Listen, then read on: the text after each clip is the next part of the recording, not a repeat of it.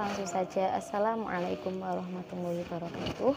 Perkenalkan, nama saya Vina Rohmatun Kafia, mahasiswa semester 2 Sekolah Tinggi Islam Kendal yang berprodi Ekonomi Syariah. Akan menjelaskan tentang kegiatan sehari-hari saya selama daring untuk memenuhi tugas ujian tengah semester mata kuliah pengantar ekonomi Islam, pengantar ekonomi syariah yang diampu oleh dosen Ibu Rifaatul Muna MSI. Langsung saja, karena adanya pandemi Corona atau COVID-19 ini, maka perkuliahan yang biasanya diadakan di kampus diadakan secara online atau daring. Nah, dari itu maka menurut saya ya, tugasnya itu terlalu banyak dan semakin menumpuk. Kemudian untuk kegiatan saya sehari-hari dari perkuliahan dari ini, saya tidak terlalu terpengaruh ya, karena saya mengambil kelas weekend di perkuliahan Sekolah Tinggi Islam Kendal. Saya mengambil jadwal weekend karena saya berada di kampus cabang di daerah Mojang. Langsung saja tetap saya ceritakan bagaimana kegiatan sehari-hari saya selama perkuliahan dari ini. Karena sudah memasuki bulan puasa, maka kita awali kegiatan pagi hari dengan sahur. Kita awali kegiatan pagi hari dengan sahur. Pertama bangun pagi langsung sahur, kemudian dilanjutkan dengan salat subuh berjamaah. Kan saya sekarang berdomisili di pondok, jadi saya tetap berada di pondok, tidak pulang seperti santri yang lain, karena saya anggap kalau di rumah nanti hanya akan anggur-angguran saja dan tidak ada kegiatan. Jadi saya tetap mendidik di pondok. Yang pertama, kita bangun sahur dan dilanjutkan dengan sholat berjamaah subuh, karena biasa kalau di pondok saya bangun sahurnya itu pukul 3:30, jadi mepet dengan waktu subuh ya, karena waktu subuhnya itu jam 4:20 sekitar seperti itu. Jadi langsung dilanjutkan dengan sholat subuh berjamaah dengan teman yang lain. Kemudian setelah sholat berjamaah berlangsung telah selesai, maka dilanjutkan dengan ngaji Al-Quran. Ada yang setoran untuk yang tahfidz dan ada yang surogan untuk yang binador.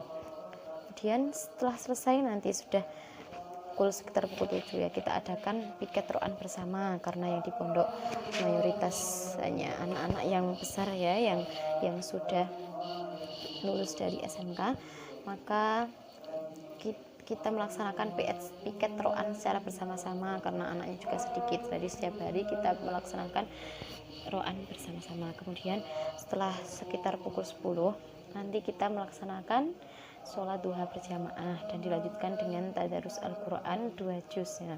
Itu mungkin akan selesai mepet sekali dengan waktu duhur, karena cara membacanya satu orang membaca dan yang lainnya menyimak, seperti itu. Kemudian setelah masuk waktu duhur, maka kita adakan sholat berjamaah duhur. Setelah waktu duhur adalah waktu luang, kita bisa gunakan untuk bersih-bersih, kita bisa gunakan untuk istirahat dan lain sebagainya. Namun karena anak sedikit, jadi kita adakan jadwal masak untuk berbuka dan sahur lah. Untuk berbuka masaknya itu sekitar pukul 1:30. Nah, nanti untuk yang jadwal piket masak ya, piket masak di dapur dalam. Nah, yang lainnya bisa istirahat, tidur dan lain sebagainya. Kemudian setelah masuk waktu asar, kita adakan sholat asar berjamaah, dilanjutkan dengan ngaos kitab pasanan, karena ini bulan puasa kita adakan sebelum buka, jadi sebagai ngabuburit ya di pondok lah. Itu kita mengadakan ngaji kitab pasanan, yaitu kitab fikih hikayah. Nah, itu setelah mepet sekali dengan waktu berbuka. Nanti setelah masuk waktu buka puasa, maka sesuai dengan adat yang ada di pondok, kita membatalkannya dengan minum takjil atau makan takjil yang ada dulu.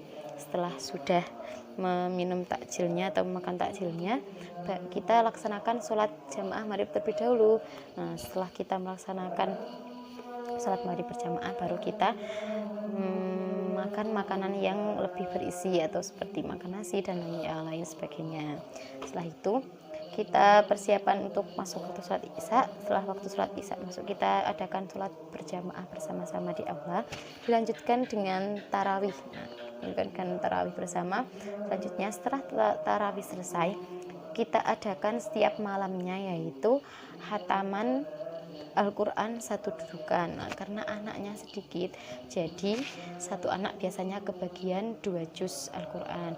Nah, itu bisa selesai sampai sekitar pukul 9. Nah, nanti setelah sudah pukul 9, kita langsung cepat-cepat untuk persiapan ngaji lagi ya. Ngaji kita pasan kembali, yaitu ngaji kita pasan Muhtarul Ahadits. Nah, ngaji tersebut diadakan sekitar 1 jam, jadi sekitar jam 10 lebih lah sedikit itu baru selesai. Nah, setelah itu yang piket lagi setelah pengajian setelah ngaos kita pasan yang Muhtarul Ahadits itu selesai, yang piket memasak kembali untuk sahur. Jadi besok kalau sahur hanya tinggal menghangatkannya, kan karena waktunya juga mepet dan anaknya juga lumayan kan, kalau sekitar 40 itu ada, jadi lumayan agak banyak masaknya. Jadi kita masak sebelum tidur atau setelah ngaji lah, setelah nanti kalau sudah bangun baru dihangatkan kembali. Itu kalau yang lainnya setelah ngaji ya sudah bebas waktunya, kecuali yang masak itu piket masak di dapur dalam.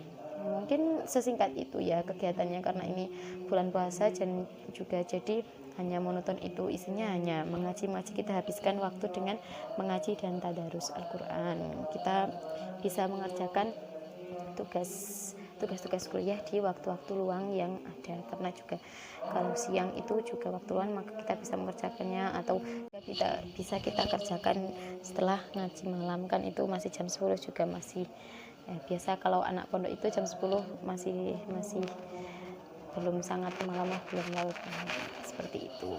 Oke. Juga mengingatkan ya, karena untuk situasi seperti ini ya kita ambil hikmahnya saja, kita jadi lebih memperhatikan kesehatan kita, memperhatikan kepergian kita. Semoga saja di Ramadan ini pandemik corona atau COVID-19 ini akan segera hilang, agar kita dapat bertatap muka bersama kembali. Karena saya rasa pertemuan secara daring pun kurang efektif, karena saya juga sulit memahami materi apa yang telah diberikan dari dosen, dan itu juga mengurangi rasa silaturahmi yang sudah dekat atau sudah dalam ya. Oke, mungkin cukup sekian sedikit cerita tentang kegiatan sehari saya di bulan Ramadan selama pandemi corona ini. Oke, jika ada sikap ataupun perkataan yang kurang berkenan, saya mohon maaf yang sebesar-besarnya, dan sekian dan terima kasih. Wassalamualaikum warahmatullahi wabarakatuh.